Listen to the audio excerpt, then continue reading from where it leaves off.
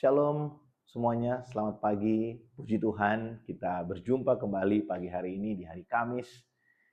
Saya berdoa supaya apa yang kita renungkan di sepanjang minggu ini, mulai dari hari Senin itu dapat memberkati kehidupan kita, mengingatkan kita, menginspirasi kita tentang sesuatu yang baik di dalam Tuhan.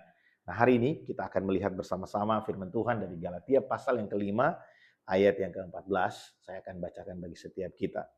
Sebab seluruh hukum Taurat tercakup dalam satu firman ini, yaitu kasihilah sesamamu manusia seperti dirimu sendiri. Kasihilah sesamamu manusia seperti dirimu sendiri. Keluargaku dimanapun berada, saya sangat-sangat diberkati dengan satu perenungan ya tentang hal ini ya.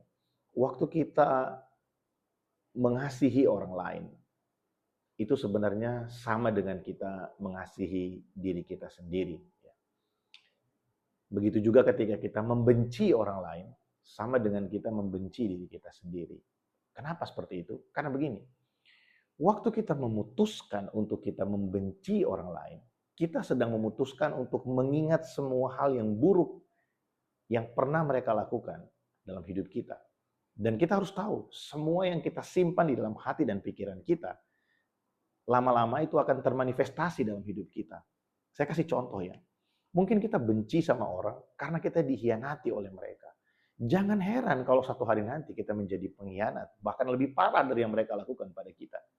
Mungkin kita benci kepada orang lain karena mereka suka ngomongin kita yang jelek di belakang kita. Dan kita nggak pernah rilis pengampunan. Jangan heran kalau satu hari nanti kita yang jadi orang lebih parah dari orang yang kita benci. Kita suka menyebarkan fitnah, kita suka menjelekkan orang lain. Kenapa? Karena kita tidak pernah mau melepaskan pengampunan, berdamai dengan diri kita sendiri, dan rilis pengampunan untuk orang lain. Begitu juga ketika kita memutuskan untuk kita mengasihi orang lain. Mungkin secara hitung-hitungan di atas kertas mereka nggak layak untuk kita ampuni, mereka nggak layak untuk kita kasihi. Tetapi karena kita mengerti firman Allah, Allah mau kita mengasihi orang yang menganiaya kita, bahkan berdoa untuk mereka. Kita memutuskan untuk, oke, aku nggak mau simpan semua sampah-sampah kejahatan di dalam hatiku, dalam pikiranku, aku rilis, aku mengampuni, dan aku mau mengasihi mereka. Ketika kita melakukan hal itu, sebenarnya kita sedang mengasihi diri kita sendiri. Kita sedang membuat diri kita terlepas dari beban yang tidak seharusnya untuk kita pikul.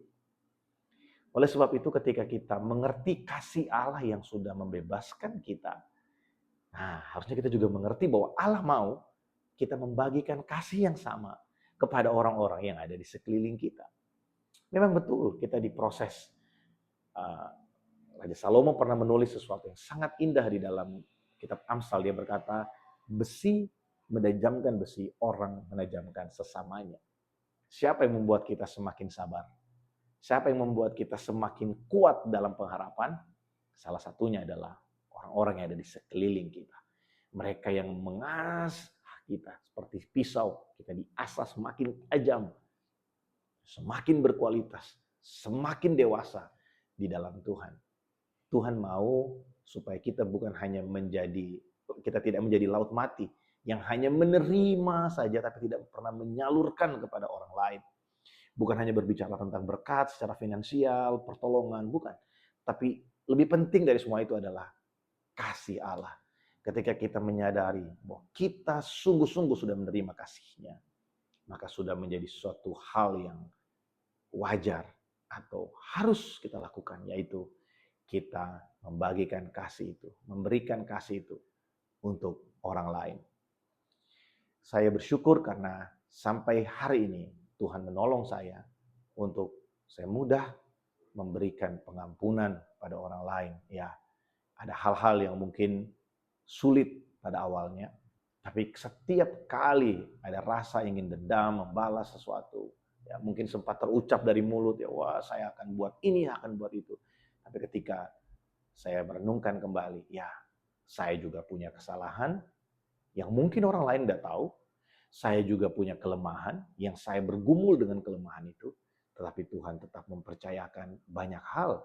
Tuhan tetap menolong dan memberikan banyak hal untuk bisa saya nikmati sampai hari ini. Apa alasan saya untuk tidak memberikan pengampunan, untuk tidak membalas dendam, ya, untuk membatalkan atau tidak mengeksekusi apa yang sudah saya ucapkan?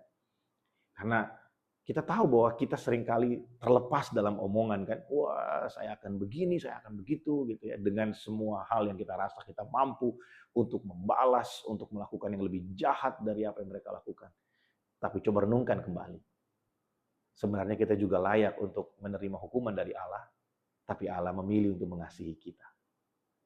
Kita sebenarnya layak untuk tidak menikmati yang baik, tapi Allah tetap mempercayakan, bahkan memberikan kita satu kenikmatan yang hari ini bisa kita sama-sama lihat, kita nikmati untuk keluarga, untuk suami istri, untuk anak-anak, untuk orang tua. Bukankah Allah itu baik? Ketika kita merenungkan semuanya itu, harusnya kita mengerti bahwa Allah mau kita juga menjadi saluran kasih dengan memberi pengampunan dan mengasihi orang-orang yang ada di sekeliling kita. Ini bukan satu perenungan yang mudah, tapi saya percaya Roh Kudus akan menolong kita untuk kita bisa dimampukan, untuk kita bisa mengasihi dan mengampuni orang-orang yang ada di sekeliling kita. Seperti Allah terlebih dahulu mengampuni dan menerima kita. Puji Tuhan. Mari kita berdoa. Terima kasih Tuhan untuk hari ini. Roh Kudus tolong kami supaya kami mampu untuk mengasihi orang lain seperti yang Kau mengasihi kami. Kami sungguh menyadari dengan kekuatan dan kemampuan kami sendiri, kami nggak mampu. Tapi kami tahu kami punya Roh Kudus yang memberikan kami kekuatan dan kemampuan supaya kami diberi hikmat untuk kami bisa mengambil keputusan-keputusan yang tepat untuk orang-orang yang ada di sekeliling kami. Kalau hari ini ada di antara kami yang bergumul untuk mengampuni, biarlah Tuhan menolong kami supaya kami mampu untuk mengampuni. Karena Allah terlebih dahulu sudah mengampuni kami. Terima kasih Tuhan. Tuhan memberkati setiap anak-anak-Mu dimanapun berada sepanjang hari ini. Dalam nama Tuhan Yesus kami berdoa. Amin. Selamat pagi, selamat beraktivitas. Tuhan Yesus memberkati. Shalom.